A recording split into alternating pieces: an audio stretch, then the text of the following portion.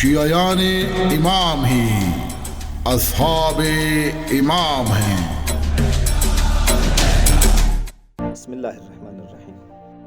بابا قوم محمد علی جناح بر صغیر میں مسلمانوں کی تحریک آزادی کا سب سے بڑا رہنما، وہ قائد جس کی ولولہ انگیز قیادت میں 14 اگست 1947 کو مملکت خداداد پاکستان دنیا کے نقشے میں نمودار ہوا۔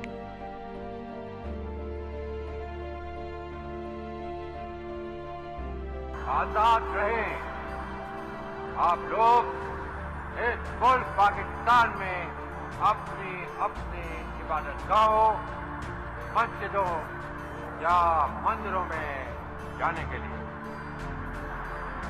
آپ کا مذہب کیا ہے، ذات کیا ہے، قوم کیا ہے، اس کا حکومت کے معاملات سے کوئی تعلق نہیں۔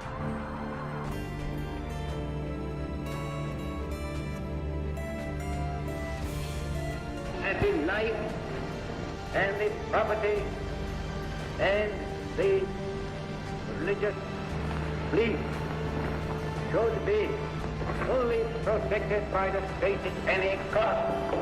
کراچی کی عمارت وزیر مینشن میں رہائش پذیر جناح پونجا کے گھر 25 دسمبر 1876 کو اس بچے کی پیدائش ہوئی جسے والدین نے محمد علی جناح کا نام دیا اور بر صغیر کے مسلمانوں نے قائد اعظم کے نام سے پکارا۔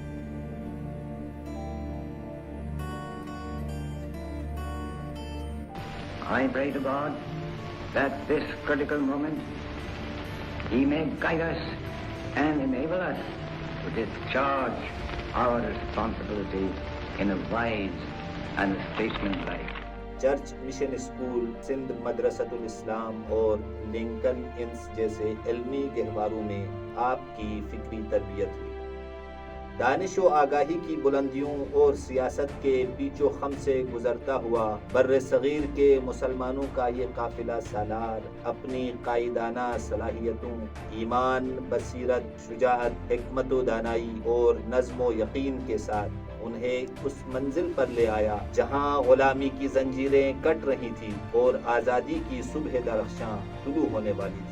20ویں صدی میں نمودار ہونے والے اس عظیم مدبر اور قائد نے دو قومی نظریے کے تحت بر صغیر کے کروڑوں مسلمانوں کے دل میں ایک الگ اسلامی ریاست کے حصول کے لیے بے پناہ جوش و ولولہ پیدا کیا۔ مسلمانوں نے اس عظیم قائد کے ساتھ مل کر پاکستان کے حصول کے لیے بڑی سے بڑی قربانی دینے کا عزم و ارادہ کیا۔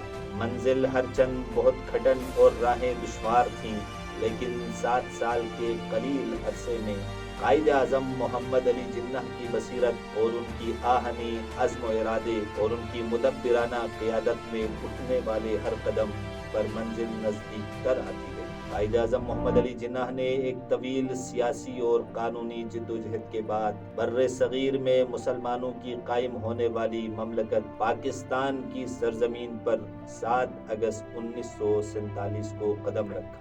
عوام کا ایک جم غفیر اپنے محبوب قائد کا استقبال کرنے کے لیے موجود تھا۔ مملکت پاکستان کے سربراہ کی حیثیت سے قائد اعظم محمد علی جناح نے 14 اگست 1947 کو پاکستان کی قیادت سنبھالی۔ قائد اعظم نے بر صغیر میں مسلمانوں کے لیے علیحدہ وطن کے قیام کا بیڑا اٹھایا تھا، جہاں وہ اسلامی تعلیمات کے مطابق ایک آزاد اور خود مختار زندگی گزار سکے، اور یہ عظیم مقصد انہوں نے اپنی زندگی ہی میں حاصل کر لیا۔ اتنی بڑی کامیابی دنیا میں بہت کم رہنماؤں کو حاصل ہوئی۔ وطن عزیز پاکستان کی آزادی کے 74 سال مکمل ہو چکے ہیں، لیکن انتہائی دکھ اور کرب کا مقام ہے کہ پاکستان قائد کے فرمان کے مطابق جن مقاصد کے لیے حاصل کیا گیا تھا وہ مقاصد ہم ابھی تک حاصل نہیں کر سکے۔ پاکستان اس وقت نازک دور سے گزر رہا ہے۔ ملک میں غربت، بے روزگاری، عوام کو اپنی زندگی کی بنیادی ضروریات کی سہولیات کا نہ ہونا جیسے سنگین مسائل سے دوچار ہے۔ ملک دشمن عناصر نے پاکستان میں دہشت گردی، فرقہ واریت اور مسلمانوں کو آپس میں دست و گریباں کیا ہوا ہے۔ جبکہ قائد اعظم محمد علی جناح نے فرمایا تھا، ہم نے پاکستان کا مطالبہ زمین کا ایک ٹکڑا حاصل کرنے کے لیے نہیں کیا، بلکہ ہم ایسی جائے پناہ چاہتے تھے جہاں ہم اسلامی اصولوں کے مطابق زندگی بسر کر سکیں۔ پاکستانی قوم اور ملت اسلامیہ کو آج پھر قائد اعظم محمد علی جناح کے اصولوں کو اپنانے اور اس پر عمل کرنے کی ضرورت ہے۔ پاکستان کے سیاسی قائدین اور ملت کے جوانوں کو اپنی انفرادی اور اجتماعی زندگی کے لیے قائد اعظم کی زندگی کو مشعل راہ قرار دینے اور دور حاضر کے استعمار سے آزادی کے لیے جد و جہد کی ضرورت ہے۔ آج دنیا کے مسلمان بالخصوص کشمیر اور فلسطین کے مظلوم عوام اپنی آزادی کی جنگ لڑ رہے ہیں۔ قبلہ اول سفاک یہودیوں کے ہاتھوں یرغمال بنا ہوا ہے۔ دشمن اپنی پوری طاقت کے ساتھ میدان میں آ چکا ہے۔ ملت اسلامیہ کی امیدیں پاکستان کی باغیرت اور با ایمان قوم سے ہے۔ آج ضرورت اس امر کی ہے، ہم پاکستان کو اندرونی اور بیرونی دشمنوں سے محفوظ رکھنے کے ساتھ ساتھ ملت اسلامیہ کی آواز بن کر استعمار اور اسلام دشمن عناصر کے اہداف کو خاک میں ملائیں۔ پاکستان زندہ باد، اسلام پائندہ باد۔ ملت تشیع کی نمائندہ آواز اصحاب امام 313